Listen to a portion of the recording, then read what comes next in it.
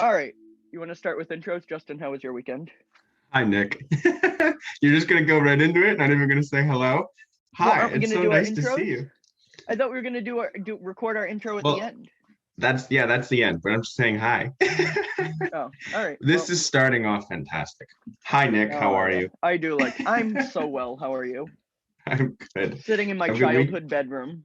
Oh, I same. did. Okay, well, that's good. All right. Well, you don't have a bunk bed though, so you're one above me. I can't move this thing until my parents move out of the house, which is probably not for another 10 years or so. Do you still sleep in a top bunk? I'm really interested in that.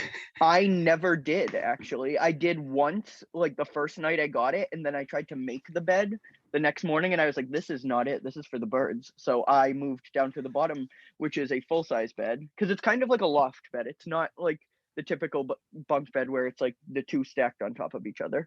They're almost like they're not connected. There's just like a lofted bed, kind of like Drake's from Drake and Josh, and then there's a bed underneath it. Did someone ever sleep in the top bunk? Because you only have a sister, and I don't imagine you shared rooms. Did We you? did up until we were 17. No, I'm kidding. Oh, We no, 17. All no, throughout high no. school. Yeah, no, we never shared a room. I don't know. I wanted a bunk bed, and I really liked this one. And I think my mom was, feeling renovaty, if that's a word. So my sister and I switched rooms and made them more mature. And by mature, I mean, eighth grade or fifth grade at the time. And yeah, so no one ever slept there except for like, sleepovers. Slumber parties. Yeah. Yes.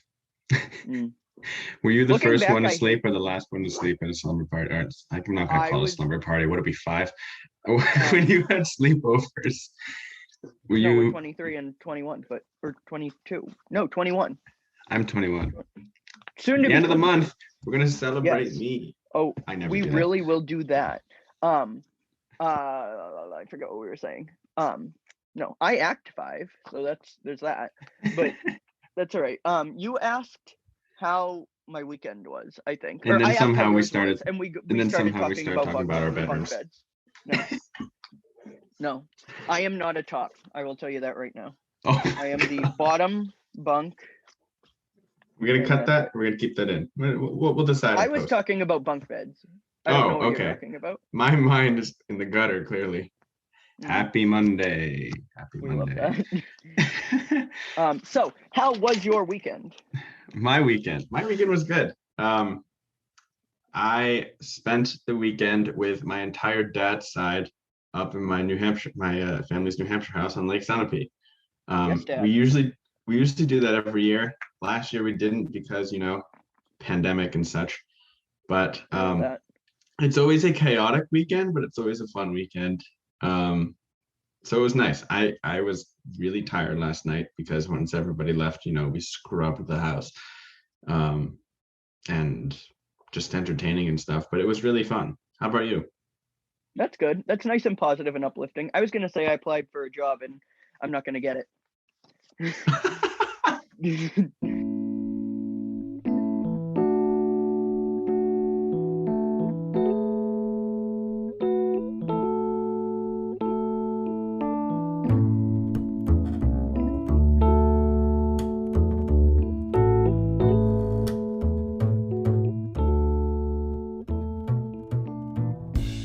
Welcome to Point of View.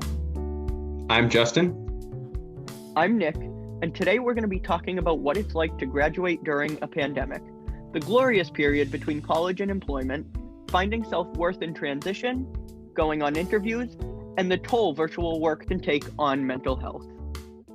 Justin, let's talk about things from our point of view.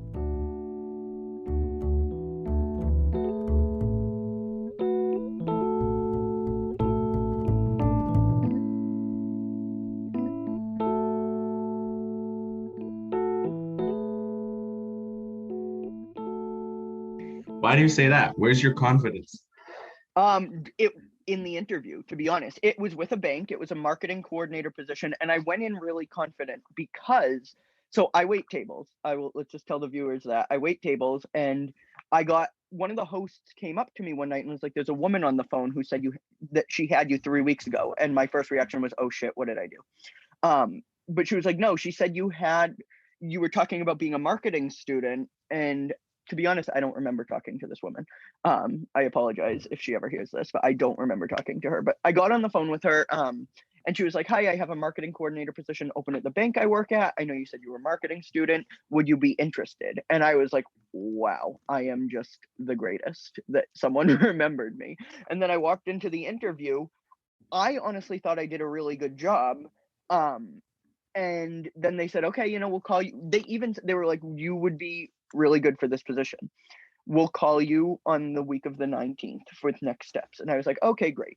So then the HR woman comes in and she's like, wants to talk about benefits. I'm like, this is And this going interview so was in well. person? This was in person, yes. I was like, wow, Okay. this is going so well. Then, yeah. So, and then she starts talking. She was like, did the interviewers talk to you about next steps? I was like, yeah. They said they have a few people left to interview next week. They will get back to me on the week of the 19th. And she goes, oh yeah, they have some internal applicants to interview. I was like, oh, there I go. I'm out of here. See you later. I just think that why wouldn't you hire someone that's already within the company? I was an internal applicant when we worked together in campus ministry when I switched roles, and I ended up getting that. And like, yes, I know the office, I know what it's like. So I think that just based on my luck and the way your early 20s really go, I don't think I got it. So look, we have our first trope. How many jobs can Nick not get? We'll keep you updated on that one. If I get it, I'm prepared to eat these words. We can replay what I'm talking about right now in our next podcast if I get that job. And then you can find a new co-host. No, I'm kidding. I will stay on this because this is way more fun than being at a bank. This is fun. I know I was a biopsych major, biology and psychology interdisciplinary major. People always ask, what the hell is that? Well, I'll get into that at some point, but I'm not going to get into Smart it people. now. But this is fun. I've never thought I'd be doing a podcast, but this is fun. Nick, I want to ask you though, why did you want to do a podcast? So the other day I was talking to my friend Justin, and he said, do you want to do a podcast? And I said, yes. So and you're then I saying that sat if down this in goes, this chair and I started spewing the bullshit that I do off camera. And here we are. so you said that if this goes well, I bear all the responsibility, but if this goes poorly, I also bear all the guilt. Is that what you're telling me? Oh no. If it goes poorly, we'll go down together. Don't worry. But I realized that I only said negative things. And when you asked, how was your weekend? So I will counter it with a positive. I got a $60 tip last night at work. That was fun. Ooh. Yeah, that was Big good. man on campus. No, what can I say? Well, I'm assuming that you know or people tip you well, just because you've been doing what you've been doing for how long? You've Do I moved have to up in the answer that? company. 6 years. No, you've 6 moved up years. in the company. No, honestly, I will say this to anybody that's listening. I love the restaurant industry, and I say this all the time. If it paid my student loans, I would stay in it, and I want to stay in it when I get a full-time job. I want to continue to pick up on the weekends. It is good pocket money. So it's very disciplined. Like, you have to be on it. You have to be on really for however many hours your shift is, 6, or if you're on a double, 12. Like, you have to be on. And I'll talk more about what your server wants you to know later in another episode. I don't want to scare you too much. I've never waited or worked in a restaurant or anything like that, but I would also imagine too, it helps you with like, one, customer service in any business, and two, just kind of like, everyone goes out to eat. So it's also like, whether if you're having a bad day and you go out to eat and you're just deciding to be rude to like a waiter or waitress or someone in a restaurant, like it kind of helps you empathize with someone who's in the customer service industry or the restaurant industry. Yeah, I've heard that. I feel like I've heard a lot. Everybody should wait tables at least once in their life. I mean, I don't have a strong opinion on it. I just wish people would be nicer. I was standing up at the host desk, and I had one woman, wasn't even my table. She like leans in and goes, that Pinot Grigio was terrible. I was like, oh, I'm sorry. Have a good day. And then her friend was like, you too. I was like, thanks. Like, just, try and let it go in one ear, what out there. Because like, what am I gonna do? I am a server. I'll go tell the manager. They're not gonna do absolutely anything. I promise you. And that's just how it goes. What are we gonna order? A different brand of Pinot Grigio because this one lady didn't like it. Like, and just the delivery was not it. The way she said it. It's like, are you trying to ruin my day? Like, what? You just lost a customer. Okay, good. I don't think I've ever been like, oh darn it. Also, I'm not going to name the restaurant that you work at, but like, I feel like if you're going to go to that restaurant, don't order wine, order beer. That is true. That is true. That is true. And yeah, no, that's true. But wow, I've been so negative today. Can you tell I had a great weekend? All right, here's something. Let me tee you up here. Before we went on air here, we talked about how it's funny, we're both new to podcasting, and obviously we are all very familiar with Zooming and video chatting and all that stuff. But I did my hair, you did your hair in preparation for this, even though this might just be an only, a solely an audio experience for listeners. But I did my hair, let me tell you, I did my hair, the messy way that people intentionally do it on Instagram nowadays. I did that. I also, no, I didn't shave. I can't take credit for that. But I put on my I Will Listen mental health t-shirt. Although, to be honest, it's really them that are listening because it's a podcast. But that's beside the point. But let's be honest, we both look great. Let's just put another line. You will listen. Yes. Subliminal messaging. You will listen. Period. Yeah, that is it. That was, yeah. We look great. Well, if we ever publish this on YouTube, years down the line, or if at one of our weddings one of us will just put it up at the reception and completely mortify us, that could happen too.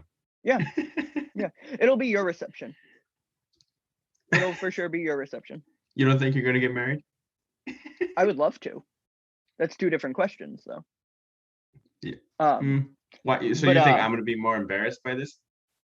No. I'm just saying that you'll probably get married first, but who knows? You never know. Who knows? But this is around the time of the show that we would start introducing our first guest, or if we have a guest. We do not have a guest for this episode. Listen, we need to get a first listener, and then we'll talk first guests. Although technically, would you consider Dan our first listener? Would you consider Dan our first listener? Dan. Well, let's introduce Dan. Producer? Dan is in the virtual control room. He's our producer for our podcast, and we appreciate him. He's always listening to all of our antics, so we appreciate him. And look, all of a sudden we have our first listener. All right, we'll have Beyonce next week as our first guest. No, I'm kidding. We'll have her sister. Solange, yes. I was looking for her name. That was where the awkward pause came in. We have to start small. Beyonce was busy. No, Solange, I've heard is really good. I've heard she's really good. Poor Solange. I just want to point out that the audio, or I'm sorry, the closed captioning, which we love accessibility, just translated poor Solange to porcelain. So that's where we're going right now. Sounds right. That's how, yeah, All right. So no guests today. Nick. No guest today, but we do have an interesting conversation we hope you will enjoy. We want to talk about, Nick and I being recent college grads, Nick graduating in 2020 when everything went to shit and he didn't get a spring semester and didn't get his all of his senior, well, I'm not gonna say all of his senior events because I think that was personally, I think that was us. You got half your senior events. You just didn't get. You got none of yours. Your commencement. I didn't get any, but we'll get into that. So we wanted to talk about what it's like.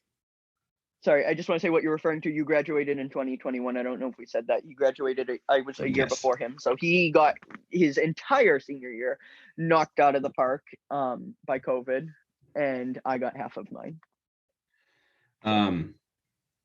Yes, although Loyola decided to, in the fall we were virtual, but then in the spring we went back, which was still nice to be on campus and stuff. But we wanted to discuss, what life is like in this kind of time of your life during this wonderful time of a COVID pandemic, along with everything else. And so, Nick, want to talk a little bit about what you experienced in spring of 2020 when everything shut down and what you got like, I can talk from my experience, but being a senior in 2020, what that was like.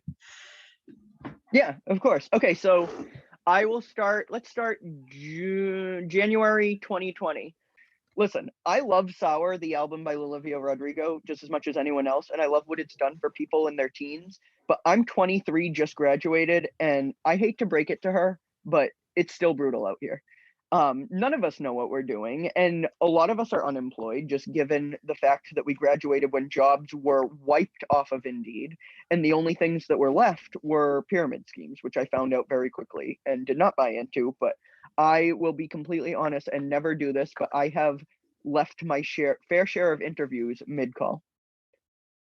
Once you start talking to me about buying into your company and how you've made over six figures at only 24, I'm gonna go do something else, anything else. My dog's barking. I have to go take her out. I'm gonna go help the elderly. I'm gonna do anything but buy into your company. Wow. How is it like emotionally when they sent us home and you were just like, did you realize at that point? Because for more background, Nick and I are graduates of Loyola University, Maryland, and our spring break in 2020 was like the first week of March, and then we came back for 2 days, and then on that Tuesday they said we're shutting down because of COVID. For 2 weeks, everyone has to go home for 2 weeks, and then we'll bring you back. And then that extended to flatten the 2 weeks to flatten the curve, and then they said we'll bring you back after Easter, and then they said we're not coming back. Yes. So when we first got sent home, I know how I felt being a junior, just got back from studying abroad because I studied abroad in the fall, being back on campus for the first time again in the spring. What was it like for you? That. Let me just say, I'd love to hear about your experience coming back from abroad onto your regular campus, because that is something that I think at least a lot of people at Loyola experience, and I've heard it's not the best time coming back. But you had an additional hurdle there, whereas you came back for 2 months and then you left, so you're kind of mourning your, abroad experience, and then you get back to something that you're not even super excited to be back to, and then you have to mourn that. So we can talk about that in a bit, but your original question for me was, what was I thinking when they told us that they were sending us home? I personally was like, okay, we're not coming back in 2 weeks, but I didn't think we weren't coming back. This was, unheard of, that there was just an illness. In my lifetime, it was unheard of that like school would stop because of an illness, and that we were okay. And this was a world thing. It wasn't just one school. So I was like, okay, we'll probably come back like after Easter. When I got the email that we weren't coming back, I was kind of like, to be honest, not that I didn't believe it, but it didn't feel real, so I didn't really have any emotion. I was like, oh, all right, well, we're finishing virtually. And to be fair, I was in Florida, quarantined with my two roommates at the time. We were looking for an apartment. You had it made. I'm just gonna say, I mean, as far as things go, being forced home, you kind of had it made because in Florida, a place that wasn't your own, had a pool and all that stuff. Like that is true.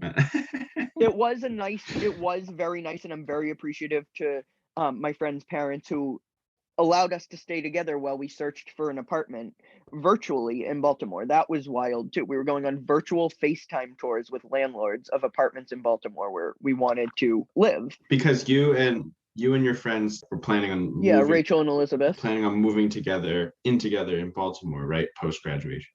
Yes. So we stayed together in one of their Elizabeth's parents live in Florida, so we stayed in their house, which was supposed to be for 2 weeks, and then we got stuck there, really. And stuck is a very strong word because it was really paradise, but there weren't flights home, so we were living out of suitcases. I brought 2 weeks of clothes, which was fine. I just rotated them, but it was really nice. I have to say I'm super grateful for where I was and the fact that I was with friends, because a lot of people couldn't do that.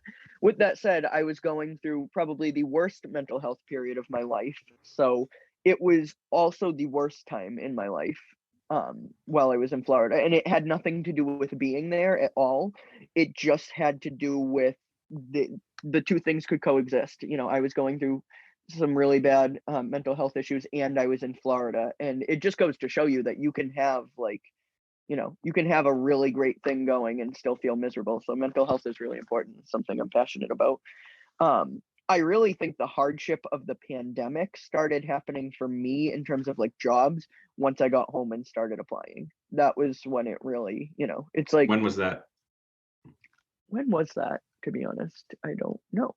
I got home. Well, we moved to Baltimore. Um, like I said, was going through a hard time. So I stayed for about a month and I was like, I can't do this. So I then moved home to Massachusetts, where we both live, and was paying for the apartment for a year. I was locked into a year lease. I was paying everything from utilities to, which was, you know, like I said, I understand I signed the contract and I wasn't going to leave my friends high and dry. So I was high and dry. So I was good for the money and I paid, you know, I paid what I needed to, but it was a blow when I was throwing literally $700+ a month into a hole monthly. So that was, you know, hard. But I was waiting tables. I was making the money. Like I said, you can make good money doing that while I was applying for jobs, but nothing was hiring, as I mentioned. So that was really tough, you know, and rejection, you know, you're told you get out of college with a degree, oh, go to college so you can get a good job, which I do believe you can get a good job without college, but I personally wanted to have that, you know, security blanket or that safety net, so I did go. And it's really sad right now, especially right now, what a bachelor's degree can't get you.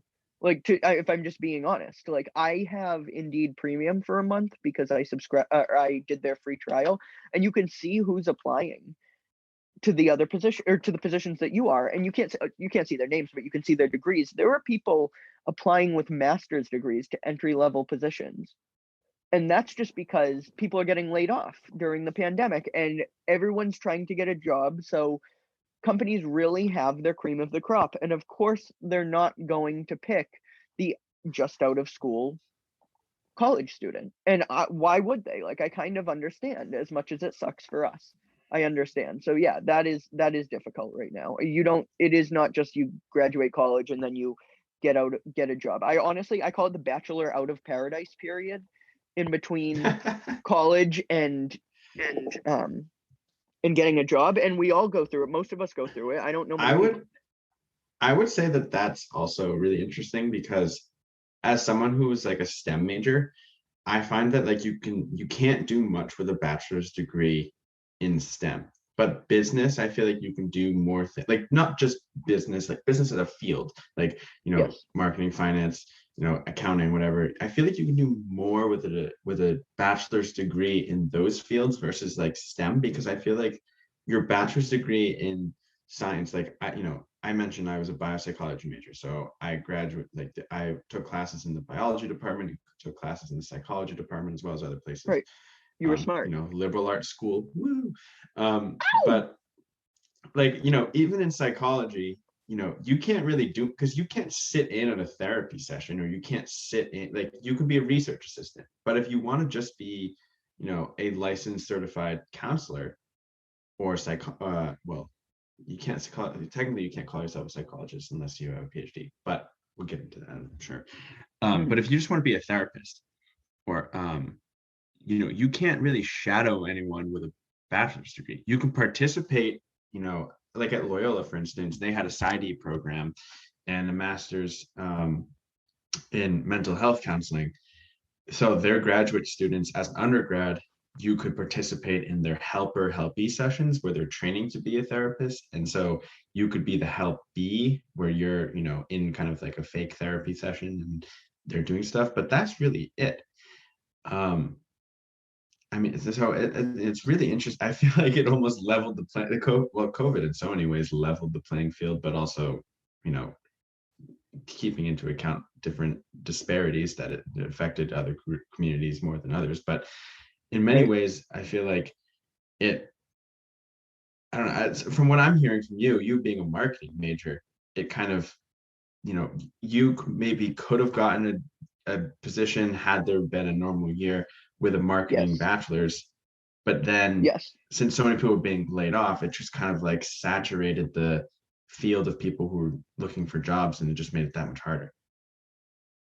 Yeah, I agree, honestly. I think that, you know, they told us at school, okay, marketing, because my official degree is business administration, but my specializations or concentrations, I have two of them, were marketing and management. So they told us, marketing jobs usually open up around April, start putting feelers out, but don't be discouraged if you're not seeing anything. Like I said, they start to open up in April. April really never came in 2020. Like, it just didn't. We stopped in March, and then we woke up.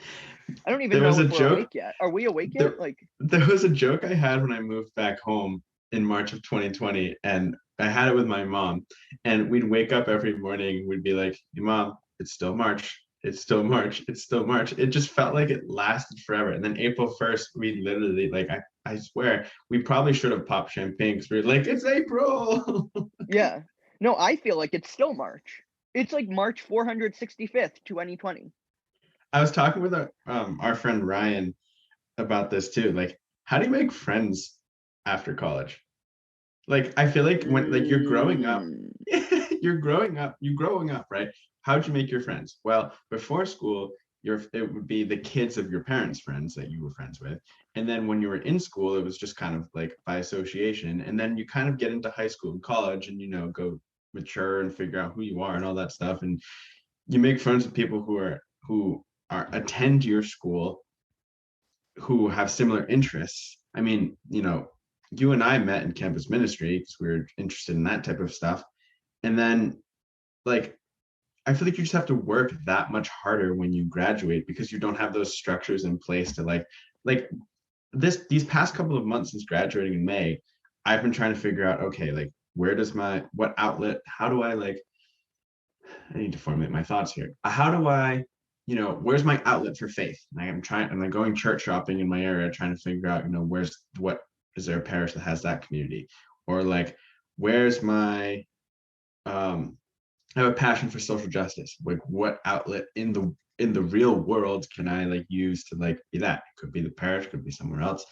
Um, I'm a tennis player, so I feel like, and, like, I should probably get a membership at a tennis club, but I feel like you have to work that much harder, and it's just life. That's what life is. But, like, you know, I'm currently unemployed. I mean, we're actually kind of unemployed. There's kind of a caveat there.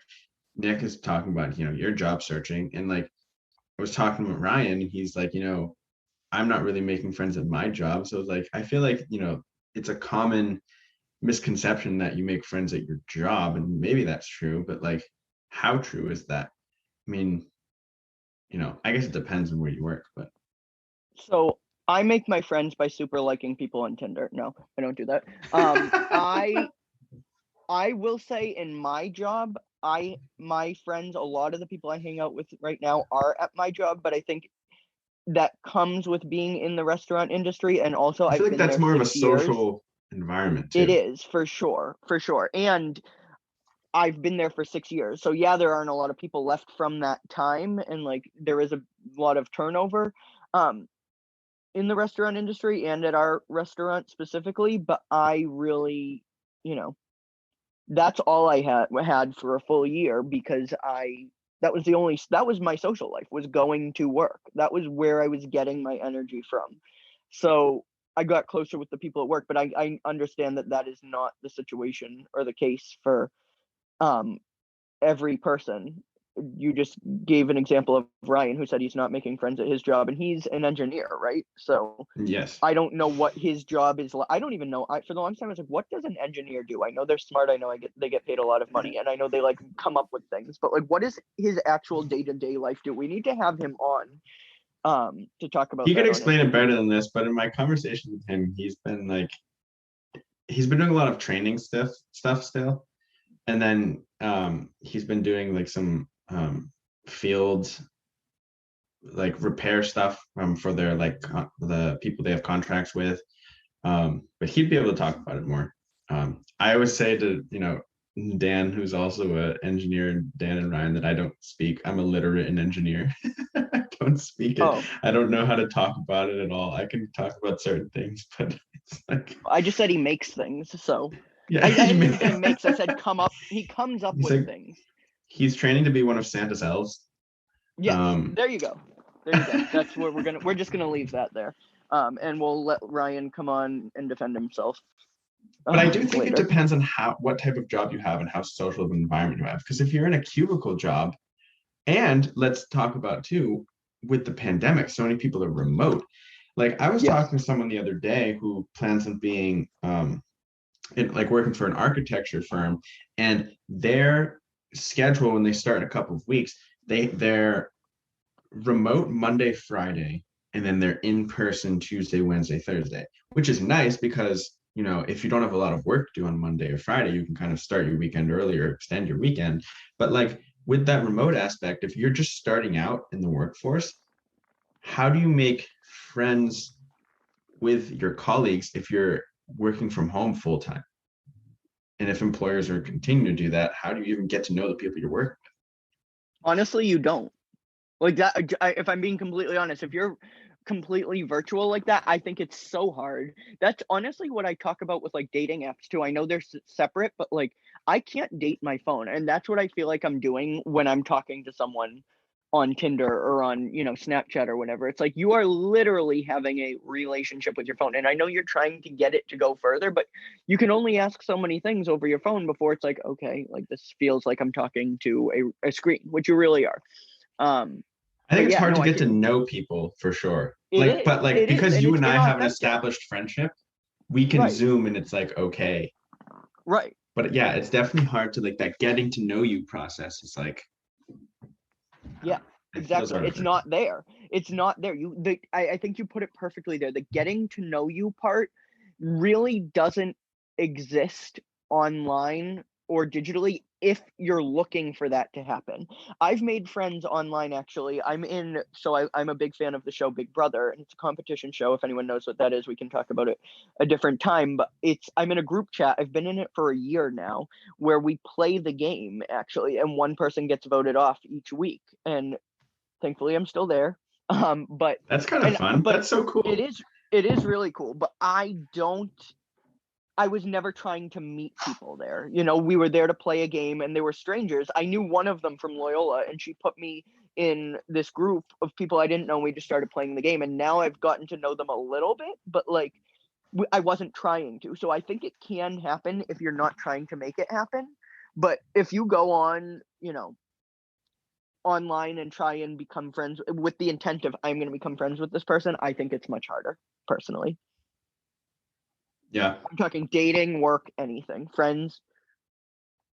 I agree. I just hope that employers and businesses, I mean, I feel like businesses are just think about what will make them the most money. And honestly, not having to pay rent on a physical workspace and having people work from home might make them more money. I don't know. I'm not a Yeah.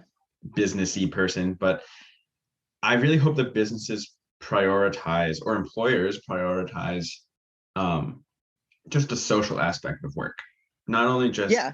productivity, but like the social aspect of going into an office, seeing other people. Sure, you might have your own office, you might have your own cubicle, whatever, but like socializing, I feel like is so important, and we lost that this last year. And I'm extroverted. I'm extremely extroverted. And so what that means is I just get a lot of energy from and get a lot of joy out of talking to people.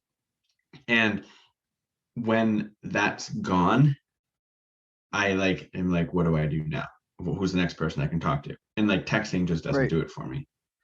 Right. So Yeah. I don't know. I feel for these people. Yeah, I agree. What I would say in response to that is I hope jobs prioritize the choice to be able to work because like understandably it's Yeah. going to save them money to have people working from home. And also like I said for accessibility reasons, I mean I've been seeing people with disabilities posting online how this is what they needed all along, but they weren't getting that option because it The wasn't choice to work from home or the choice to work from home. They were forced to either come into the office or not get the position because able-bodied people were going, like it was just the standard, you go into work. got it, But got now it. that able-bodied people couldn't go into work, then the rules changed. So I think that like it should be a choice also just for people that have kids and like need to be home. I'm not saying every job can be done at home and then you can't be parenting and you know working from home at the same time necessarily with every job, but I just think I would love for the choice to be given to, and I think it's honestly a sign of respect for your employees too, to be given the choice. It's like, we trust you enough to be working at home. We do have an office space if you'd like it. Like, there are ways around it where they could still save money. Like, nothing is black and white. And I'm going to say that probably on every episode of this podcast, nothing is black and white. And that is probably the most controversial, but also liberating, scary, but true human concept. I And we're agree. not comfortable with it. I'm not comfortable with it, but humans love putting things in boxes, and that's just how we are. And just Life is gray and the labels, world and is gray, though. yes, and we don't like to admit it to ourselves, to other people, but that is a truth. And we just, the more you lean into it, the more you see it for what it really is. I think Right. it makes you less negative. I know I think so. We can get more. I will definitely talk more about the gray area in later episodes. Yeah, no, it's true. Go ahead. I thought of something else when it comes to respect for your employees that I wanted to talk about. Not saying that I was an employee of this company, I was just an applicant, but I did apply to a company that they were hiring for marketing coordinator, and I really, really was interested in the job. And I had all of the qualifications that they listed. I'm not, I'm saying that objectively. I'm not saying I was so good for this job. Like, I'm not saying it like that. I checked off the bullets that they listed on Indeed. I had the interview. I thought the interview went really, really well. I practiced for it. The woman and I really got along well. She was, the interview was supposed to be 30 minutes. It went an hour and 15. So I was like, okay, I think that's a good thing. I showed interest in the position after the interview. Like, I wrote my thank yous. I contacted, a week later saying I was just following up, and no response, nothing. No, like, I friended the person on LinkedIn. I sent an invitation to connect, got nothing. I sent them an email just because I wanted them to get the thank you letter, because honestly, that's like proper interview etiquette. If any of you aren't sending out thank you notes or letters or emails, then that's like, you're putting yourself in a disadvantage. That's just something I've learned from my experience interviewing. But so eventually I get an automated response saying we've decided to go with someone whose experience is more closely aligned with the position. And the fact that it was automated after I had just given the time to interview, and don't get me wrong, she had given me, the time to interview me. So like, I'm grateful for that. But the automated response thing, like, that doesn't make me want to, even engage with your company anymore, really. Like, I just think it's disrespectful to the applicant. Honestly, I would have preferred, I'm not asking for a phone call. I'm not asking to get the job, but like, I'm honestly just asking, like, a message, something. Like, I feel like when you send an automated response like that, no matter how many applicants you have, you're kind of hiding behind a screen. Like, I put my I have a vulnerability question. out there. Did Yeah. they say your name in the automated No, response? I So, don't think so. They might have, which is like a little better. but so that's a big reason why I chose Loyola over other schools, because I think Loyola does a really good job of, because I feel like, applying to jobs is like applying to colleges in a sense, or rather applying to colleges is like applying to jobs. But a big reason why I chose Loyola is because their admissions team did a really good job of making me feel like Loyola wanted me. Because I feel Right. like in the college admissions process, you're at first, it's the school's kind of recruiting you to apply, and then you apply, and then it's the school's still recruiting, but it's like, why does the school want me, like specifically me? Our money. No, I'm kidding. Yeah. But I feel like Loyola did a really good job of like, what can we do for you, but or what can you do for us, but what can we We do both for you, fulfill the but what can diversity you quota. say it again? Yeah, so I yeah, said we yeah. both fulfill the diversity quota. Here I am, I'm kidding. biracial student. No, I don't think so. I'm just a fruit. Although No, I'm kidding. that's a whole nother Loyola, topic we can get it into. is, but But I don't they think do a that really good I was job. just throwing in a joke. They really do. I think they do a good job. They've grown. They've grown Yes, and they are trying. yeah, and that's more than Yeah, other schools can say, I think. But what I was saying is they did a really good job of like kind of personalizing their admission stuff and personalizing their accepted students days. for And sure. that's what I took. I agree. I think it can be kind of a cutthroat world out there in terms of applying for jobs. It can feel super like intense because like It's you feel brutal out like here. I'm applying for this job, everyone's probably applying for this job, or like you've LinkedIn or Indeed or whatever says, like 9 applicants also already applied, and it's like Yes. you should apply. And it's like It's like um 100 plus applicants have already applied on some of them, and that doesn't. I mean, that is what it is, and I'm glad that they're getting so many applicants. But like, if you think of your odds, it's like, God. right, it's intimidating. Um, yeah, But I like I will think say though. employers should try and like, I don't know if this will ever happen, but I feel like, me being the optimist that I am, like employers should make it a pleasant experience to apply for a job and not like I agree. I because I agree. feel If I like ever they run a want company, they want quality employees, and I think you want a quality employer.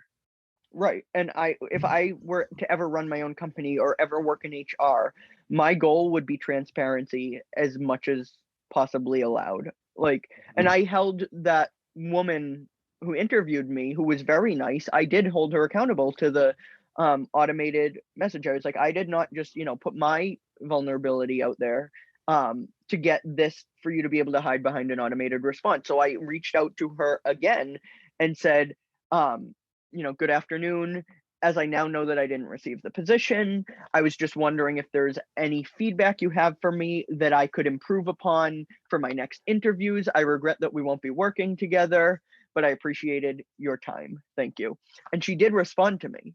And it was a personal email. That's It good. wasn't automated, but just because I wanted to. First of all, I wanted, an explanation, just so I can improve. Like I really did want feedback, but also I want this to be at least for us to respect each other, as two parts of the application process. And she basically said, "You have excellent interviewing skills. I really enjoyed speaking with you, and we wish you the best of luck in the future," which is like, thanks, but I still didn't get that feedback that I was looking for. Like, I genuinely wanted to use what I did wrong. And it could have just been, like I said, that there was someone that was older than me, like, or has more Yeah, experience it or could have been has more. qualifications maybe. Absolutely. But with that, like, I really did want to know just so I could say, okay, so this did work and I can use this next time, or this didn't work. Maybe I should change this. And I will say, honestly, this is just a side note, but for anyone that thinks they're not good at interviewing, I sucked less than a year ago. And it was from no, but honestly, it was from just going on interviews that I got so much better. I did have two internships, but I had those two internships when I was interviewing at the beginning when I didn't do well. So it wasn't really experience. I mean, I was gaining experience because I continued the internships, but it was also just learning how to interview, like truly getting comfortable interviewing because during the pandemic, yeah, I had my internship, but I wasn't gaining like massive. I mean, I can't even say that, but I would just say continue to interview, practice, practice, practice. And I know that is so overplayed, but it is true because I was not confident in interviews. I would freeze. I had some phone interviews where I completely freeze and say, "Oh, hold on 1 second," which is the last thing you want to say in an interview as you're like scrolling through your notes or your script or whatever you prepared or didn't prepare. Um, but I that is one thing I'm very proud of is I can really interview now. Of course, I have nothing to show for it, but that's beside the point. I think the hardest part Hopefully, about interviewing for me is you have to sell yourself. And yes, I'm not I like I'm very proud of things that I've done and who I am and all these things like that. But like selling myself is like hard because I'm just naturally not necessarily, and this might sound pompous, but and so this is ironic, but I'm not naturally a pompous person. Like I don't no, like you're not. being like, here I am, Justin is here. Yeah, Like, and I that's mean what you there are have to apps do in to an sell interview. yourself. I don't want to be doing it in an interview, um, but um, no, But I I think no, I that's the hardest agree. part for me. I agree, but you really do have to go in there, like I and do that. Um, I've even thrown in before, and I've said like, listen, I know that there's always going to be someone with more experience, and that's the case at all ages, not just when you graduate college. But what I bring to the table that I'm really proud of is my work ethic and my enthusiasm for what I'm doing. It's really hard to find a job right now. It's even harder to find one that you connect with. And I really see my values in your company, and I resonate with the team that I'm seeing that's being presented to me. And so I do have experience in a short amount of time. There might be someone with more, but the passion that I will bring and the enthusiasm and the growth mindset and moldability that I will bring to the table and give 110% every day, because I know I'm being paid for that 110%. That is what I that is how I stand out. And just knowing that, knowing your worth instead and being honest about it instead of being like, "Oh yeah, I'm the best at blah blah blah blah blah blah." Blah. Like everyone on the resume is detail oriented. Not a single person, there is not a single detail that gets by someone when they're talking about it themselves in an interview. They've basically, you know, I don't even know where I'm going with that, but everyone's detail oriented. But it's like, are you really? Like, know your strengths. I know one of my strongest strengths just in life is my passion for everyday things, even when they're little. Like, I get genuinely excited about the smallest things, whether it be like a sticker on a when we get new like bumper stickers at work. Like, I'm like, these are so cool. Or designing the chalkboards. Like, I'm passionate about that and find excitement in the little things. And I don't know where the hell I was going with this, but what I'm saying is true. What I'm saying, I mean, I'm speaking authentically. I just got off topic. Sell Um, yourself. Good. yeah. Do you mind if I shift gears a little bit? Yes. No, of course. Go.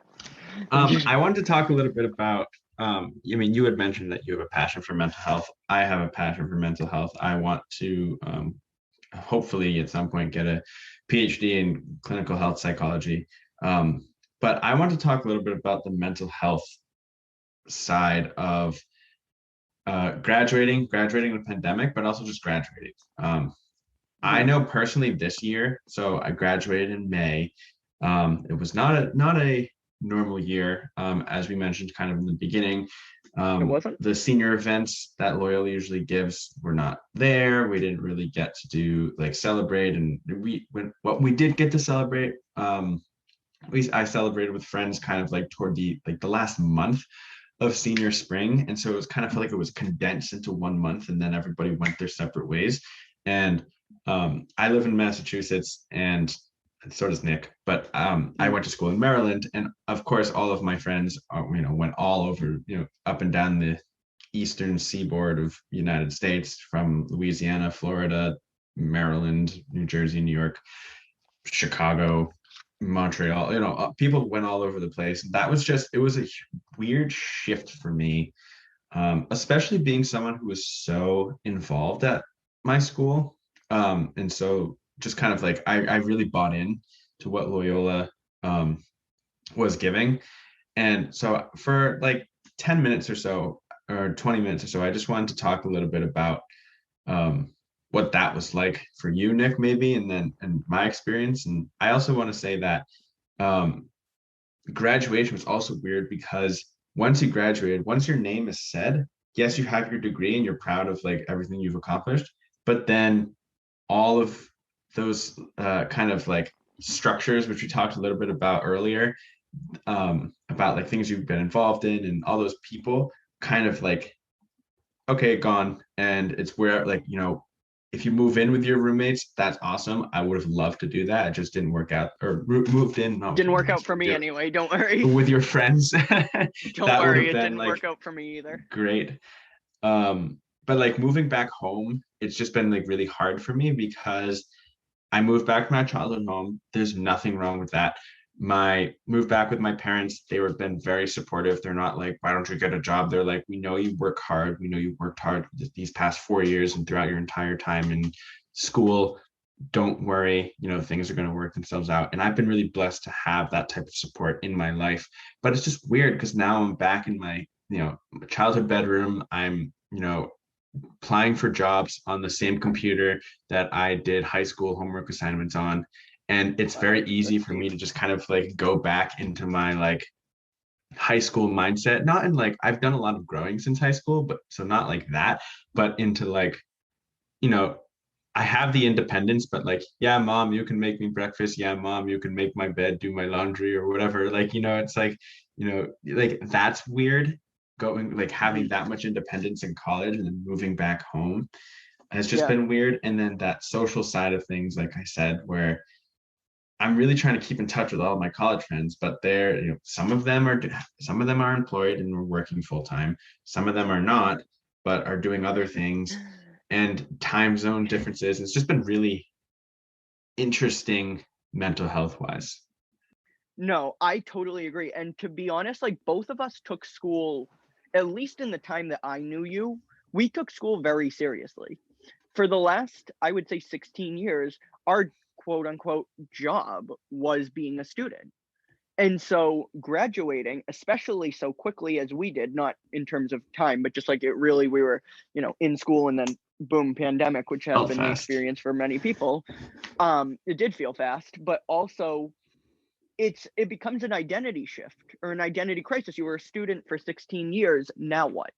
And you were someone who, like, I for one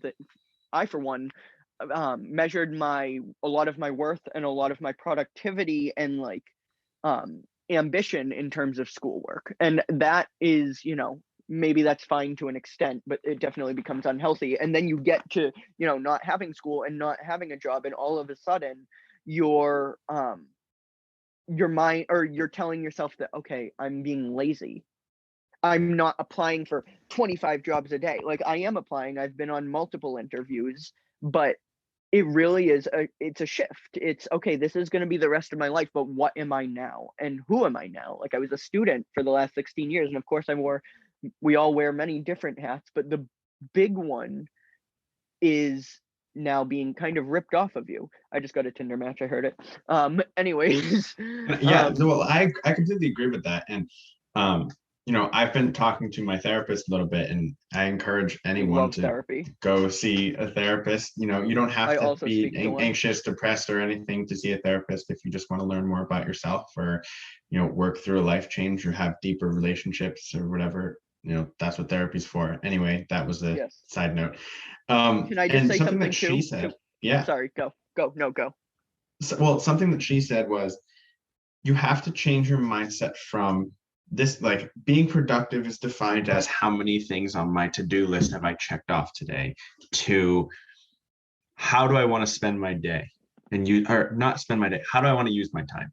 And if I want to use my time and just and go for a bike ride, then I feel productive because I decided I want to go for a bike ride. Or do I want to, when I'm feeling motivated? And she also said, give yourself a break with the applying for jobs thing. Cause, I just graduated in May, Yes. and she's like, you literally just graduated, give yourself a break. And believe me, you don't think this now, but one day you're just going to wake up and you're going to feel motivated to do it. And, you know, I have yet to reach that point, but I believe it's coming. I feel better than I did a month ago, and That's so great. I'm I glad to hear think that. I think just kind of changing that mindset too of like it is identity crisis, and it went from all right, I have this homework assignment and this paper and this lab to submit, but now it's how do I want to spend my time so that I feel happy with how my day went. For sure. It's all perspective and, mindset, like you said. Putting your worth um in the hands of your job or the amount of things you're doing each day is really sorry, setting yourself up for failure. I think that, you know, we're talking about, oh, like I'm like miserable because I don't have a job right now. Okay, so then you get a job and then what? Like you're a lot of people are miserable because they put all of their, worth on their job. So it's like if you don't like your job, then Right. you're still miserable. So what it's like, honestly, pick your poison. Do you want to be miserable on the couch, or do you want to be miserable at the cubicle? And I'm not saying, don't get a that's not what I'm saying at all. But like, go for the job so you can support yourself and, have that structure. Like, that is unfortunately the society we live in. We live in a society is, it's based heavily on having a job, and that's just a fact of life, and so the path that many of us are on. I would just say, don't, even when you have a job, don't put all of your eggs in that basket, because then, you're living to work. And I'm sorry, but that is not at the end of the day what humans were meant to do. We were not built to sit behind a computer, or, even, we weren't built to make money, but that is just a fact of life now, that's what we're doing. So it's a balance. Balance is huge there. Yeah, I agree. And that's definitely something that, we talked about graduating. I was like, I have all these roles at Loyola. I was a campus ministry intern. I was a student. I was, this, I was that. And then once my name was said and I walked across that stage, I woke up, I graduated on that Saturday. I drove home on that Sunday. I woke up on Monday and I said, what am I now? And that was a really weird feeling. And I'm sure we're not alone in this. And so No. listeners, if you relate to this, or we hope you enjoyed really listening to this conversation. We hope you'll listen to more of our episodes. Bear with us. This is the first time we're doing a podcast. We're sure it will get better with time, but we thank you for tuning in, at least to this episode. Nick, it's been a pleasure having this conversation with you. No, I genuinely really had fun too. We are getting the, violin music telling us to wrap up our acceptance speech from Dan. But I do just want to say, I really enjoyed this as well. I think, it's just so refreshing. The violin music's getting louder, so I'll wrap up and just say thank you for having this conversation, and we look forward to, hopefully having you listen in next week. Justin, do you have anything else you'd like to say? That's perfect. Thank you, everybody.